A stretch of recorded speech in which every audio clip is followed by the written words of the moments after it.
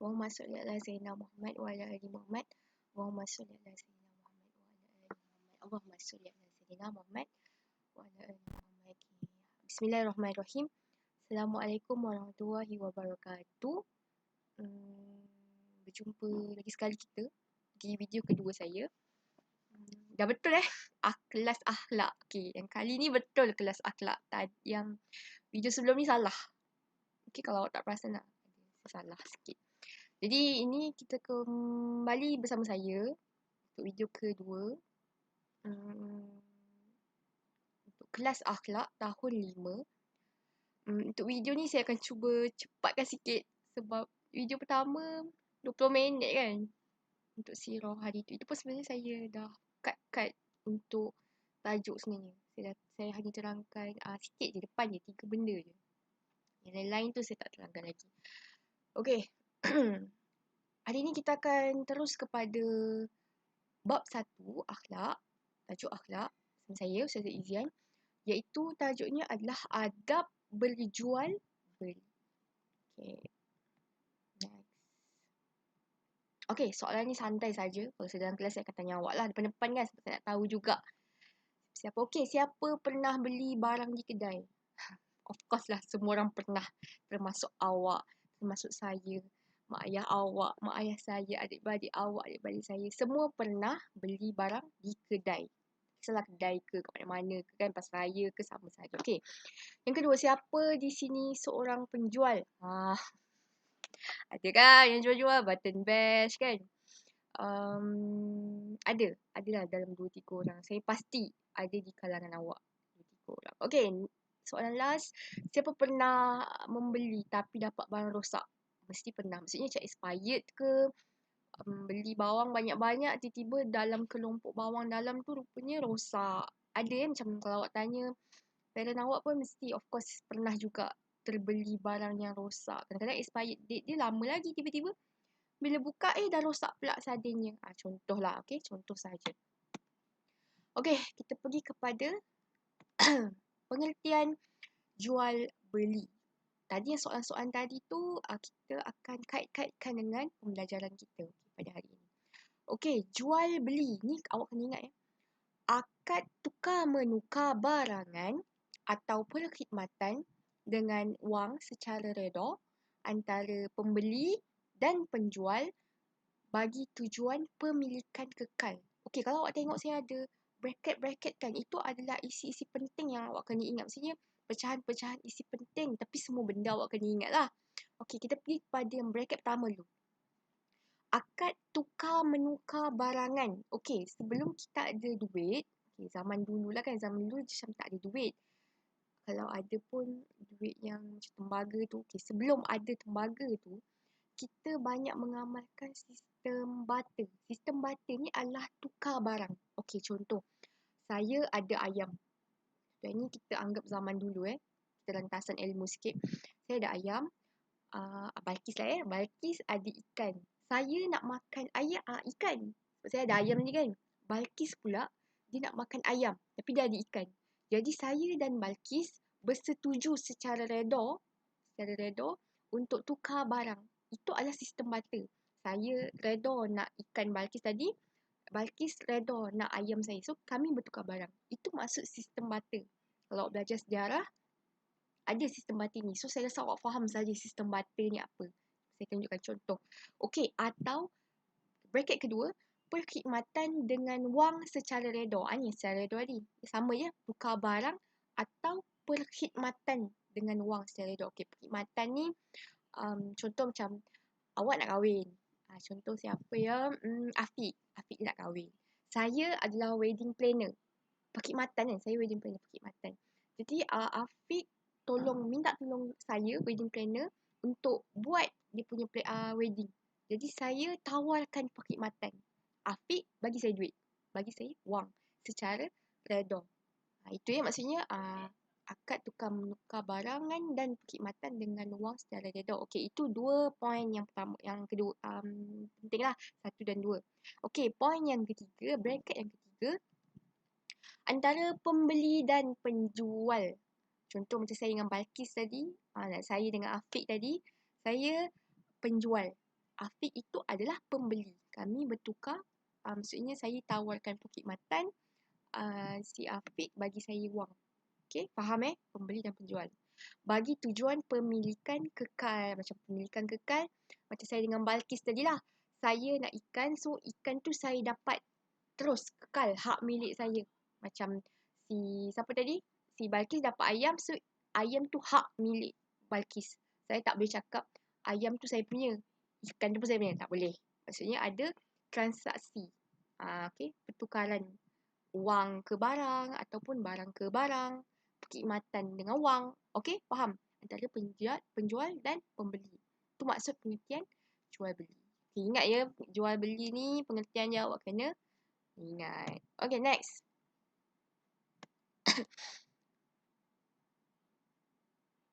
Okay, kita pergi kepada adab jual beli. Ada 1, 2, 3, 4, 5, 6, 7, 8, 9. Okay, saya secara cepat Okey, yang pertama kita tengok niat berjual beli kerana Allah. Awak beli apa-apa, beli apa-apa ke, awak buat apa-apa ke, ingat semuanya kerana Allah. Okey. Niat kerana Allah. Okey, beli barang ni bukan untuk tujuan yang tak elok lah kiranya. Semuanya beli kerana Allah. Okey, yang kedua, mengutamakan kebersihan.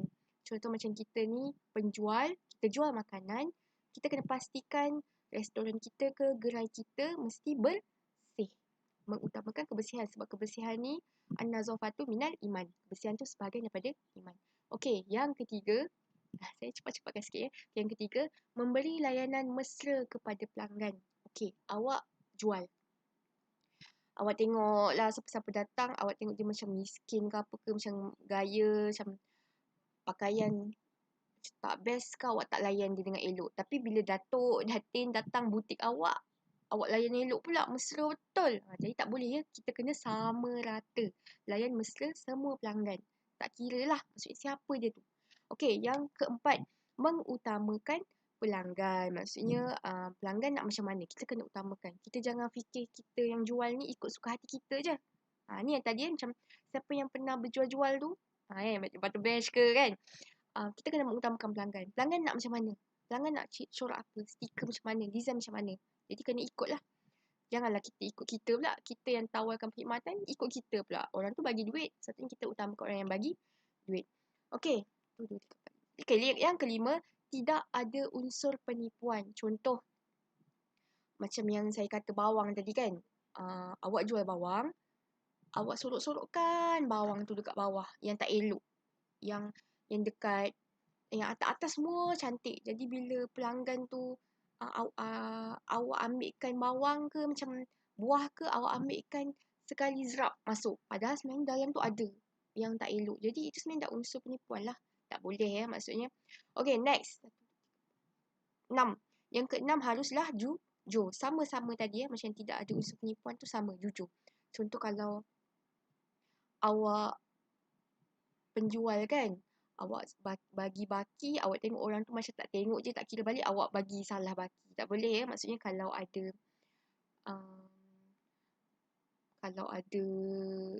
ni pun, kalau ada kesilapan pun maksudnya bukan awak saja-saja buat silap. Okey, seterusnya tidak ada unsur penipuan. Sama sama je, tidak ada unsur penipuan.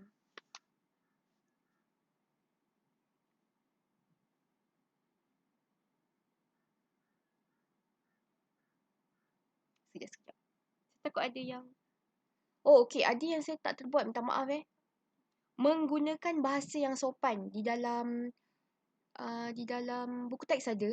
Sebab awak tak ada buku teks kan, awak boleh tengok teks e-book textbook. Menggunakan bahasa yang sopan. Sama lah tadi. Memberi layanan mesra tu kan. Maksudnya kita kena kena mesra dan gunakan bahasa yang sopan. Jangan awak, weh tut. Tak boleh. Maksudnya lain cakap elok-elok. Kalau dia marah-marah pun awak cakap elok-elok. Saya minta maaf. Mungkin kesilapan ni dari saya. Okey, itu maksudnya gunakan bahasa yang sopan. Jangan memaki-maki pelanggan lah kan. Tak elok. Okey, next. Sabar dengan ragam pelanggan. Apa-apa jadi pun awak kena sabarlah. Tu saya cakap tadi. Kalau dia marah-marah ke apa ke, awak kena sabar. Maksudnya mengakui kesilapan tu daripada awak. Kalau pembeli tu pun yang silap, awak cakap juga elok-elok. Maksudnya sabar. Maksudnya sabar ni penting kan dalam diri kita. Dalam agama lagilah dipandang tinggi. Okey, yang terakhir, adab berjual beli yang ke-9.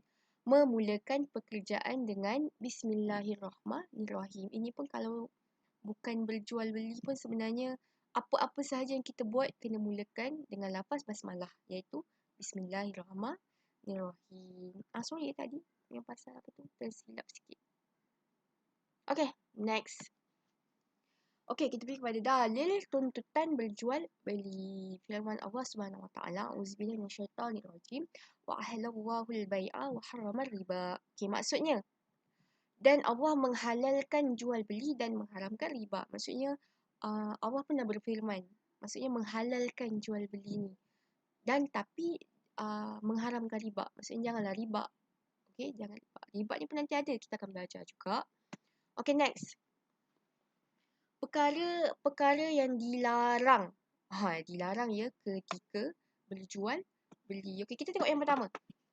Barangan yang dijual tidak berkualiti. Inilah ya yang saya cakap bagi contoh bawang tadi tu. Kalau awak tengok gambar tu kan, bawang tu ada yang atas-atas kadang-kadang cantik-cantik dia letak. Tapi bila bawah tu, Masya Allah, bawang-bawang yang dah lama dia letak. Jadi tak elok lah maksudnya. Awak kena sebagai penjual awak kena pastikan apa yang awak jual tu berkualiti dan padan dengan harga dia. Okey? Faham? Okey, yang kedua, dilarang ya, maksudnya dilarang lah menjual barang yang telah luput tarikh. Kan mana-mana macam awak tengok gambar tu, itu adalah kotak susu. Selalunya macam sardin, apa lagi ada expired date. Sos,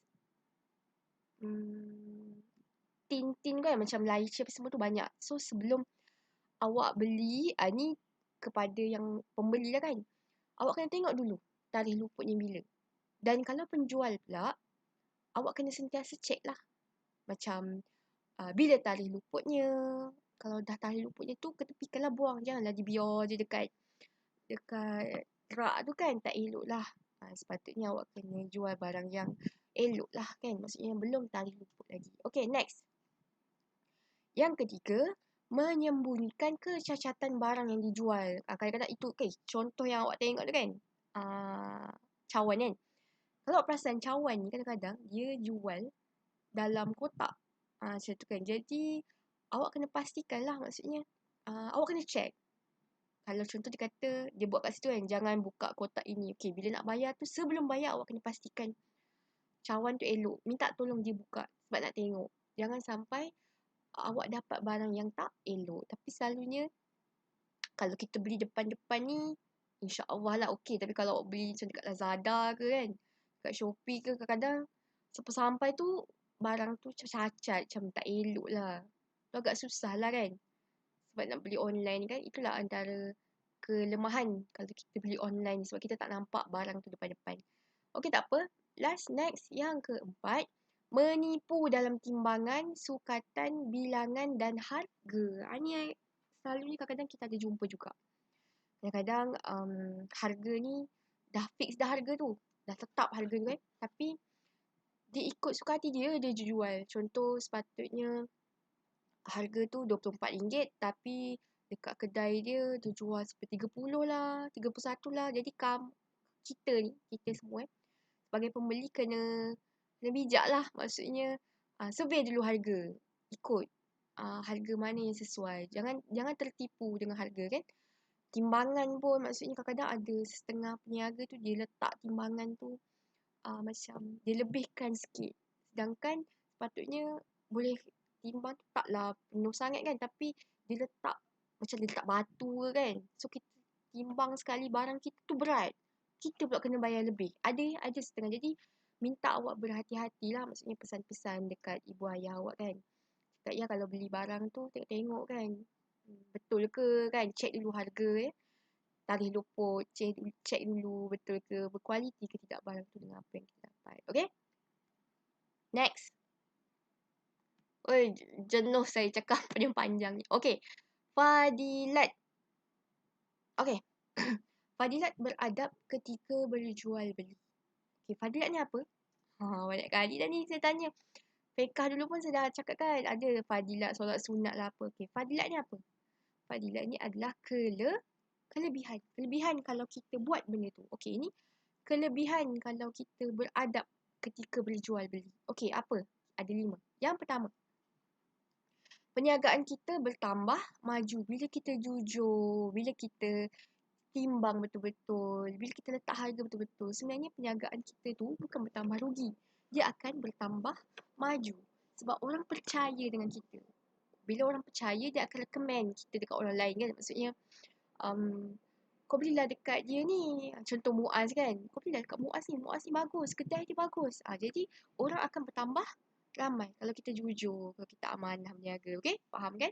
Yang kedua, memenuhi keperluan masyarakat. Dapat memenuhi keperluan masyarakat. Contoh macam kita terutamanya agama Islam ni. Kadang-kadang kita ada syubhah-syubhah sikit kan. Maksudnya, ragu-ragu nak beli. Kadang-kadang kita tengok ni contoh sahaja ya. Di suatu kawasan tu nasi ayam non-Muslim dia yang banyak jual. Jadi kita ni agak ragu-ragu sikit nak beli. Jadi adalah wujudlah ada seseorang ni Islam dengan penuh etika keagamaannya buat nasi ayam. Jadi kita ni dapatlah memenuhi keperluan masyarakat. Macam masyarakat maksudnya nak nasi ayam tapi kalau boleh cari yang orang Islam buat. Jadi memenuhi keperluan masyarakat tu. Maksudnya beradab lah kan. Maksudnya jujur, memulakan dengan bismillah. Jadi orang percaya, orang Islam ni percaya nak beli. Okay, ini daripada sudut agama Okay, yang ketiga dikasihi. Pastilah kalau kita ni baik, kalau kita ni jujur, amanah, macam saya selalu cakap kan. Mestilah dikasihi Allah, Rasulullah dan masyarakat. Takkanlah tiba-tiba awak jujur, amanah, meniaga, tiba-tiba Allah tak sayang pula. Tak ada. Mestilah Allah sayang. Okay, yang keempat, membantu golongan yang tidak bernasib baik. Kadang-kadang kan ada setengah keluarga ni macam tak mampu nak beli kan. Macam tak mampu nak beli gula ke apa ke. Tiba-tiba awak saja naikkan harga lah apalah. Padahal harga dia tak adalah tinggi sangat. Jadi janganlah menipu. Okay, kita kena jujur. Barulah kita dapat membantu golongan yang tidak bernasib baik. Tak kira lah orang Islam ke bukan Islam ke. Kita jangan menzalimi sesiapa. Okay, yang terakhir, membantu meningkatkan ekonomi umat Islam. Ni macam saya cakap tadi kan. Macam samalah yang memenuhi keperluan masyarakat tu. Bila kita beradab, kita orang Islam ni berniaga kan. Sebab sebenarnya berniaga ni pun Rasulullah sangat galak kan. Maksudnya sumber duit ni, kewangan ni 9/10 tu adalah daripada perniagaan. Jadi digalakkan untuk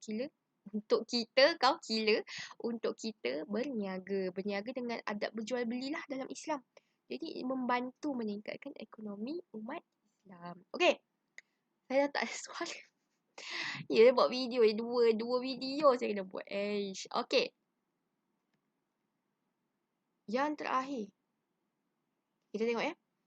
Akibat tidak beradab ketika berjual beli. Akibat ni macam kalau kita tak ikutlah apa yang kita akan dapat. Akibat ni benda-benda yang kurang elok lah. Maksudnya tidak baik. Tidak baik yang sampai kepada kita. Okey, yang pertama. Tadi dikasihi Allah kan. Maksudnya Allah sayang. Ini tidak. Ini dibenci Allah, Rasulullah dan masyarakat. Kalau awak menipu, kalau awak tak jujur, Allah pun tak suka. Rasulullah lagi tak suka juga. Masyarakat lagi dah tak nak support bisnes awak. Jadi kita jangan menipulah. Contohlah kalau tak tipu pun, awak cakap kasar, tak elok. Siapa yang nak beli kat awak? Betul tak? Atau awak kena fikir. Okay, yang kedua, rezeki tidak berkat. Itulah kan. Buat berniaga tu sebab nak untung lebih lah kan. Awak riba kan, rasuah ke apa ke. Jadi rezeki jadi tidak berkat. Awak ingat ni bila kita rezeki tak berkat ni, kita nak bagi dekat anak bini kan. Kalau awak dah besar nanti kan, dah jadi peniaga, rezeki jadi tak berkat lah. Anak bini awak makan, dah jadi darah daging. Kan tak berkat, dia jadi susah. Itu yang kadang-kadang anak awak jadi tak dengar cakap ke kan. Itu sebenarnya efek. Dia memberi efek juga. Okay. Yang ketiga, pelanggan hilang kepercayaan. Macam saya cakap tadi lah. Awak tipu lah, awak cakap kasar lah. Macam pelanggan tak suka lah. Siapa yang nak beli dekat awak lagi? Walaupun awak jual bagus mana pun, produk tu awak je yang ada. Kalau awak tak mengamalkan adab-adab ketika berjual ni, Maksudnya tak ada siapa yang nak beli kat awak. Maksudnya hilang kepercayaan lah. Okay.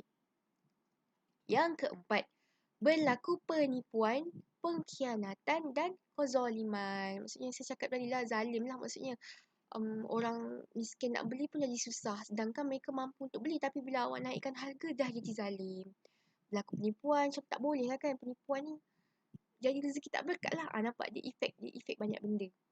Pengkhianatan, nampak bila awak mengamalkan riba. Jadi susah lah kita ni. Jadi kena mengamalkan adab-adab berjual beli. Okey, yang terakhir, akibat tidak beradab ni mencetuskan perbalahan. Yelah, bila awak dah tipu, pelanggan mana tak marah. Dah bergaduh pula dekat kedai.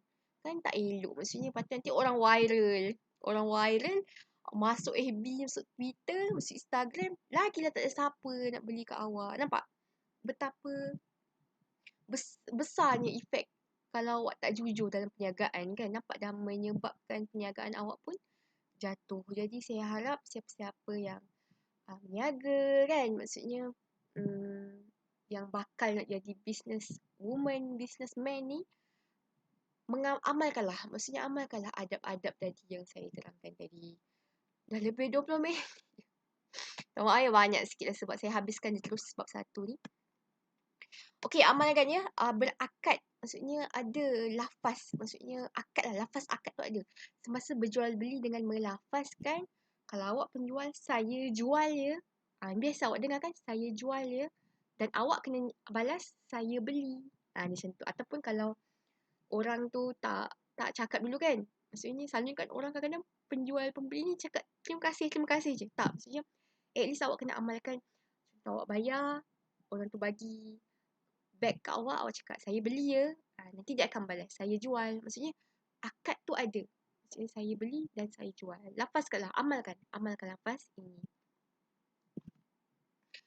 Okey, ini sedikitlah pesanan daripada saya. Berjual belilah mengikut syarak demi kesejahteraan negara. Banyaknya efek dia kalau kita tak ikut syarak ni. Banyaklah daripada sekecil-sekecil benda dan sampai melibatkan negara. Banyaklah, banyak-banyak. Okey. Saya rasa itu sahaja saya punya video pada hari ini untuk subjek akhlak. Saya dah habiskan bab 1. Apa-apa saya akan beritahu, ada latihan ke apa ke nanti saya akan beritahu dalam grup lah.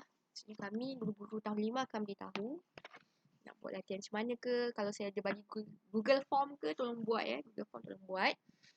Apa-apa tak faham, boleh PM saya, boleh WhatsApp saya. Nombor saya ada kan dalam grup.